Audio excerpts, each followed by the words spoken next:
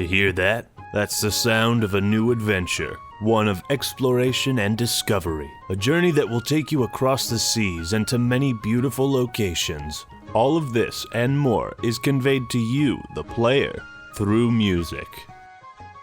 There's a beauty and art to video game soundtracks that mostly goes unnoticed by gamers. Second only to awesome gameplay, the music is what leaves that lasting impression. You might not remember how many enemies were in which area, but by God, if it has some good music, you're gonna remember that above all else.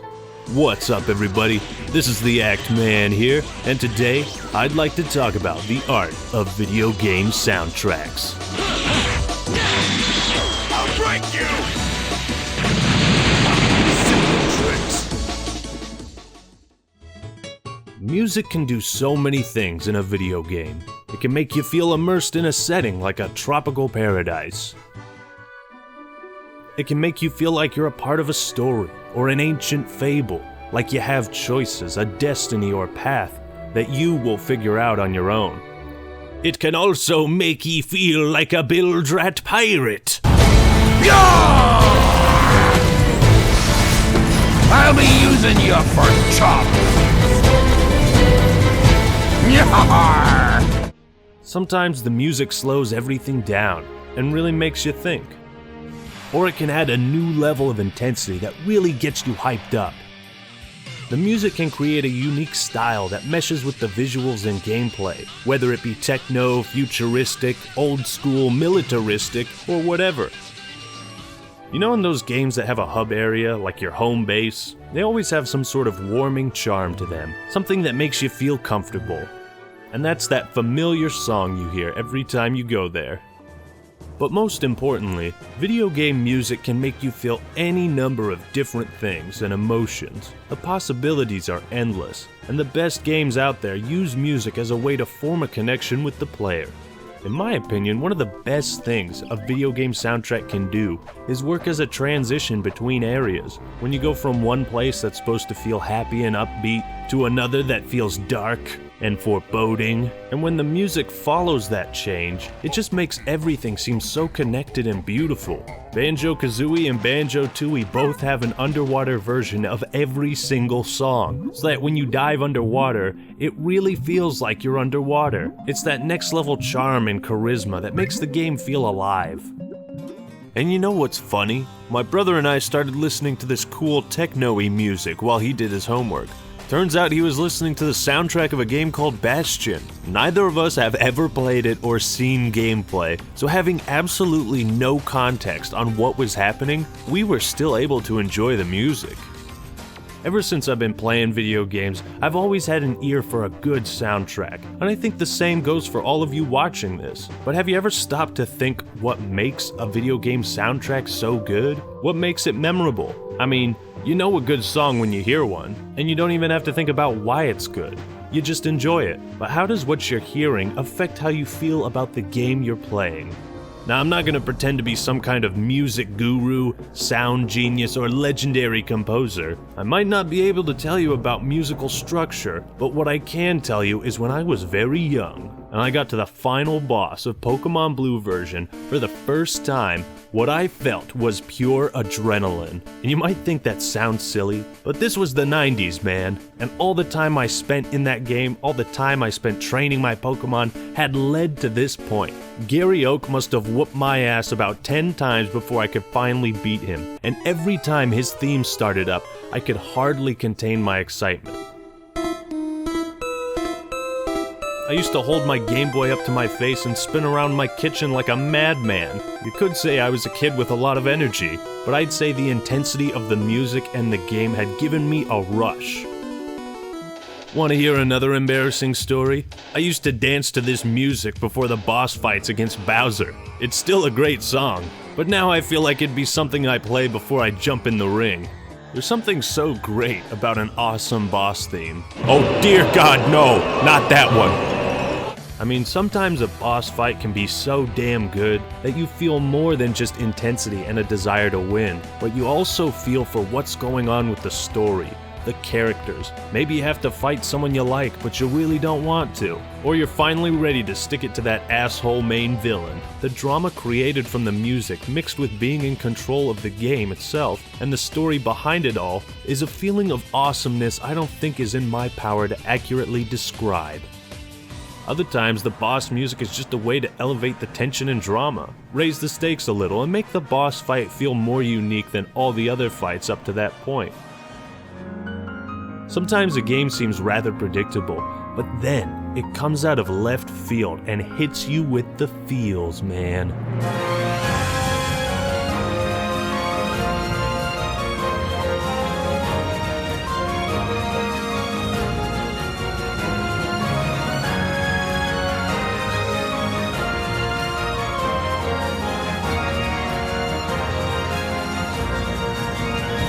Now there's a huge difference between composing a score for a TV show or a movie and composing one for a video game.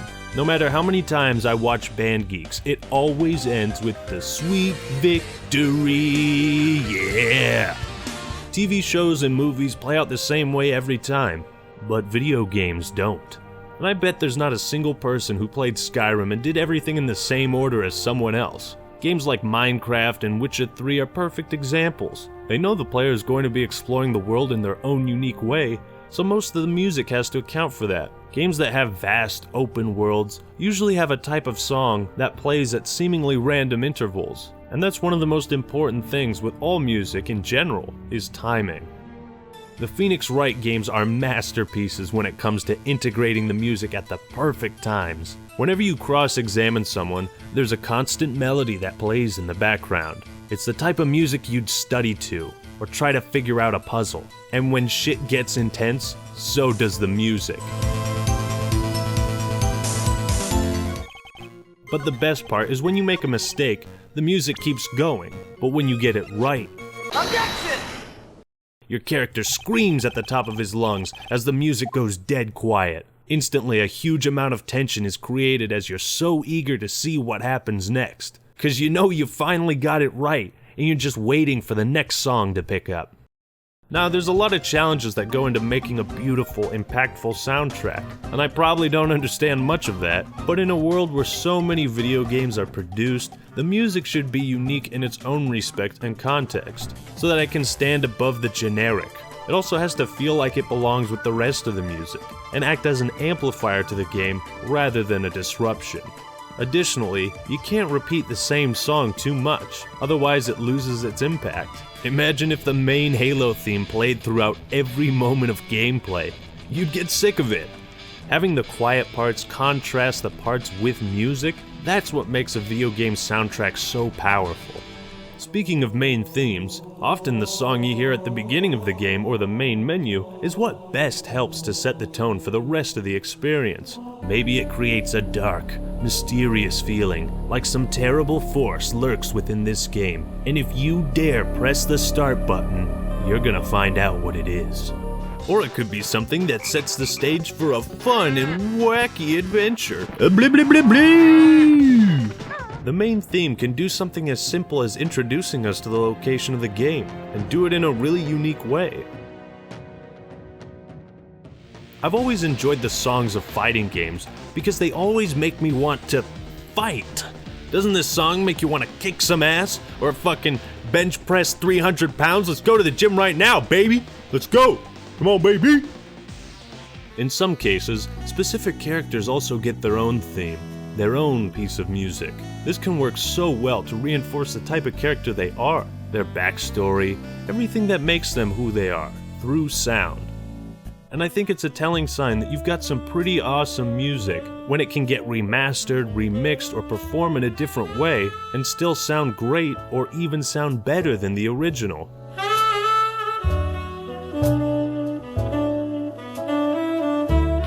And in rare cases, a character can have a theme so freaking badass it leads to the creation of the greatest meme ever. Go home and be a soundtrack man. Alternatively, I was thinking about having just the Guile theme play for this entire video. Video game soundtracks can also work to personify a group or a faction of people and races. The tribal feeling of the orcs is captured through the heavy-hitting music. But when you play as the humans, you're treated with a more heroic type of soundtrack. Did someone say paladins? Strike with great vengeance! Warcraft works well in giving the player different music for each faction such that it creates a unique identity for all of them. The beauty of video game soundtracks is that oftentimes, using music from other games can work just as well, if not better, than the original music. Like if you swap the soundtracks for StarCraft 1 and 2, they still work great with the gameplay. And if you mix the right music with the wrong gameplay, it can lead to some pretty hilarious results. Leave her, Johnny, leave her. Oh, leave her, Johnny, leave her. For the voyage is long and the winds don't blow, and it's time for us to leave her. When I was really big into League of Legends, I used to play certain heroes with music from other games, and it created this aha moment when you put music from one game into another and it works perfectly. Now, there's a difference between hearing a song in-game and listening to it on its own. When the sounds of battle, of the game, are taken out of the equation, what remains might make you feel something else entirely. Something you wouldn't feel while you're in the moment of gameplay. You might realize all you did was pointless, that you were really the bad guy all along, and it doesn't matter what ending you choose because Whoa, sorry. Dark Souls lore just... The song is just so powerful. There might be some people out there that think older video games have shitty or outdated music compared to the technology we have today. I say fuck that sentiment. What, you don't think Frank Sinatra isn't as good just because his music's old? In fact, you got games like BioShock and Fallout, two huge franchises that base their soundtrack off of music from the 30s and 40s. Even games like Tetris and Super Mario Bros. Have a charm that just can't be matched today. Or can it?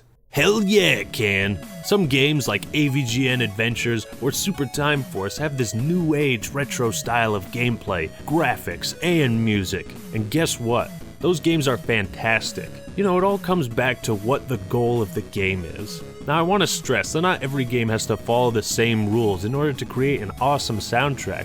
Quite frankly, I don't think there's many rules at all. All the music I played in this video was great. My opinion, of course, and I chose them to showcase the variety of ways that music can really do something impactful and awesome in a video game. It's all about making the player feel something beyond the grip of the controller or mouse. And I think that's what it really boils down to. When the soundtrack works well and flows with whatever is happening in-game, that's when the beauty and art of video game soundtracks can truly be seen.